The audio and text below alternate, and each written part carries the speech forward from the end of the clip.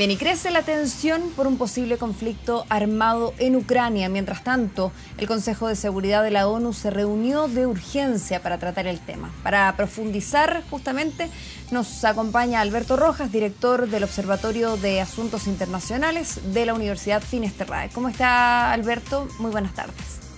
Buenas tardes, Josefa. Primero que todo, pongamos esto en contexto. ¿Cuál es la finalidad que tiene Rusia? Rusia siempre ha estado mirando Ucrania, tienen un pasado en común, pero hoy día puntualmente ya se están tensionando las cosas. Para poner en contexto, contextualicemos un poco, profesor, sobre esto. ¿Cuál es la relación que ellos tienen, estos países, digo? Bueno, hay que considerar que para Rusia existe lo que se llama el espacio postsoviético, que es un área en donde están países que pertenecieron a la Unión Soviética y que también fueron parte de sus aliados de Europa del Este, por ejemplo, en el Pacto de Varsovia. Por lo tanto, toda esta zona, Rusia considera desde el fin de la Guerra Fría, por cierto, que sigue siendo parte de su esfera de influencia, en donde Rusia es la potencia predominante.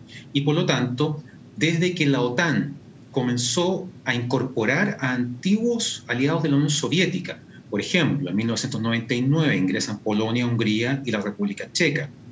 Y de esa manera, las fronteras de la OTAN paulatinamente avanzan hacia las fronteras de Rusia, para lo que, digamos, Moscú considera que es una abierta intromisión en su esfera de influencia y una amenaza en términos de seguridad y estabilidad. En este minuto, Ucrania, junto con Bielorrusia, por cierto, que es un importante aliado de Rusia, son los países que literalmente separan las fronteras de la OTAN de las fronteras de Rusia. Y a Moscú le preocupa muchísimo que en algún momento Ucrania pudiese sumarse a la OTAN o también a la Unión Europea. Recordemos que el 2014, la crisis del 2014, partió precisamente de esa manera. Y en este minuto lo que Rusia ha estado haciendo es intentar hacer valer su postura, sus, entre comillas, derechos a presionar no solamente a Ucrania, sino también a la OTAN y a Estados Unidos para evitar que precisamente esta alianza militar se acerque aún más a las fronteras de Rusia. Claro, además Ucrania tiene geopolíticamente hablando, es un sitio estratégico además, ¿no? Su ubicación es muy estratégica, por su territorio cruzan, por ejemplo, gasoductos como el Nord Stream 1, lo cual sin duda que es fundamental, sobre todo considerando la dependencia europea del gas ruso.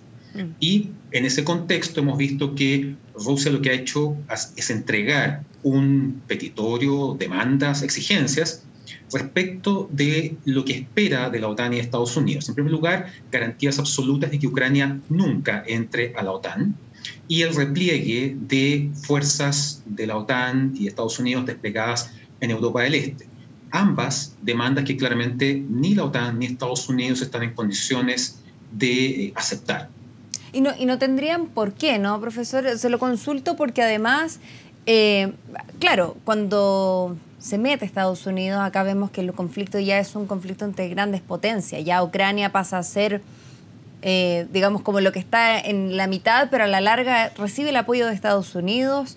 Rusia dice, no, está generando un ánimo de histeria, no hay riesgo de invasión, pero en realidad a la larga, como siempre, termina siendo un conflicto entre grandes potencias, ¿no?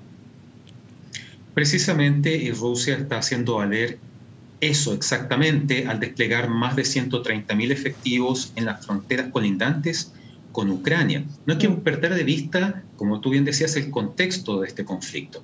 En 2014, Rusia intervino en Ucrania de dos maneras. Primero, respaldando a separatistas ucranianos prorrusos en las provincias del este de este país, Lugansk y Donetsk, lo que se conoce generalmente como el Donbass.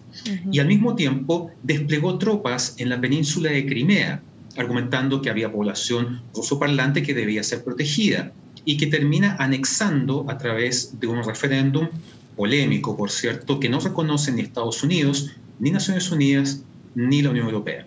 Por lo tanto, cuando vemos este despliegue de tropas, inevitablemente regresa a la memoria lo ocurrido en 2014 y no se ve como algo tan lejano o imposible que Rusia nuevamente hiciera algún tipo de acción militar o despliegue de tropas. Claro, porque en definitiva lo que ha hecho Rusia a lo largo de los años es en varias oportunidades no querer perder su radio de influencia, ¿no? Ahora, ¿qué tan real o qué tan grande es el riesgo de invasión?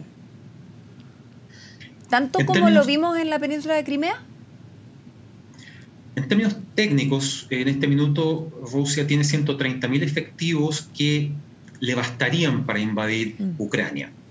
Ucrania no es un país pequeño, estamos hablando de un país de más de 600.000 kilómetros cuadrados, poco más del tamaño de Francia, son 44 millones de habitantes y sin duda un ejército, unas fuerzas militares que en los últimos años han recibido mucho material occidental, han modernizado su equipamiento, por lo tanto, sí, la posibilidad de que Rusia invadiese Ucrania es real.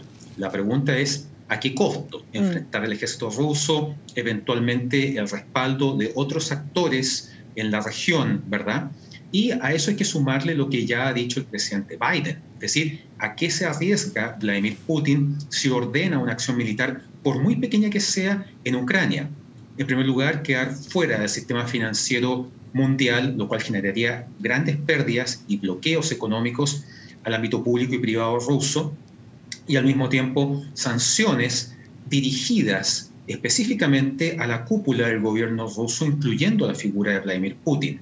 Eso más toda la crisis global que significaría que Rusia efectivamente tomase acciones militares en Ucrania. Y en ese sentido, ¿hasta qué punto estará dispuesto a llegar Occidente por Ucrania? Cuando hablamos de Occidente, estamos hablando evidentemente de la OTAN, la Unión Europea, claro, Estados Unidos. Pero sobre todo del rol que está jugando en este minuto Estados Unidos. Vimos que desde que llegó Joe Biden a la Casa Blanca, las relaciones entre Washington y Moscú han sido muy tensas. Y que a pesar de las numerosas reuniones y llamadas telefónicas y encuentros bilaterales, la verdad es que no se ha avanzado de manera concreta en una distensión. Para el presidente Joe Biden, Ucrania se ha transformado en un desafío internacional muy importante. De algún modo está desafiado por la acción rusa y frente a ella no puede mostrarse débil. Y por eso, básicamente, ha querido enfatizar que Estados Unidos no solamente va a respaldar a Ucrania, sino que también va a proteger los intereses de sus aliados en la región.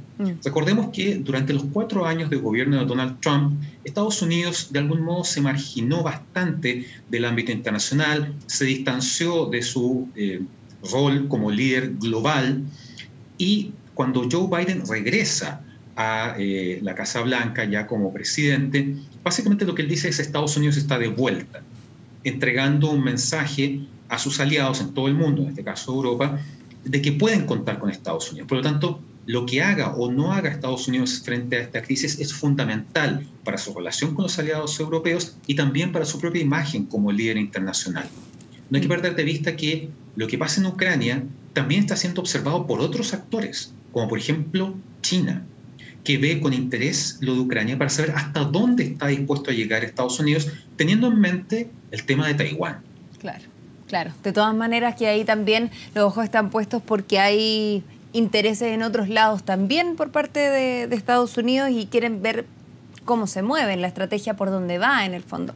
Ahora, hoy día se han reunido de urgencia, ¿verdad?, el Consejo de Seguridad de la ONU para tratar el tema. ¿Qué podríamos esperar de esta reunión? ¿Se podría, a través de estas conversaciones o del tratamiento del tema durante esta jornada o las horas próximas, detener, por ejemplo, la acción militar? Sería lo ideal. Naciones Unidas existe precisamente para buscar soluciones a conflictos y de esa manera evitar la acción militar. ¿Pero es para Rusia un ente respetable en ese orden? Es decir, cuando habla la ONU, ¿Rusia acata? La verdad es que no mucho, y probablemente si uno mira la historia reciente en este siglo para Estados Unidos, tampoco.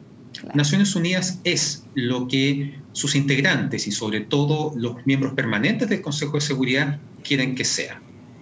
Este tema de Ucrania comenzó en noviembre del año pasado cuando se divulgó, se hizo pública la versión de que Rusia tenía planificado invadir Ucrania a mediados de enero.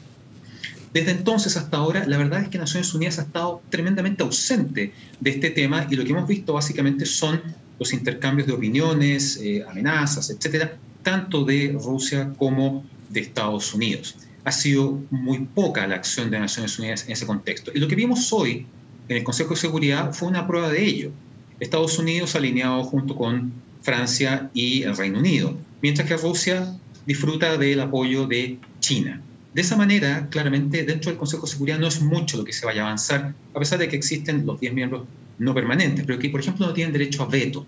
Y basta con que un miembro permanente ejerza su derecho a veto para que cualquier iniciativa sea automáticamente descartada. Entonces, la verdad, yo no tengo muchas esperanzas de que esto se resuelva a nivel del Consejo de Seguridad. Vamos a estar atentos, de todas maneras, algo en lo que el mundo entero probablemente ha puesto sus ojos en los últimos días. Va a ser interesante también ver qué ocurre al final de esta jornada, al final esta semana además recién empieza y por cierto que la tensión sigue aumentando en esa zona del mundo. Estábamos conversando con Alberto Rojas, director del Observatorio de Asuntos Internacionales de la Universidad Finisterrae. Muchas gracias, profesor, por estar con nosotros. Gracias a ustedes, muy amables.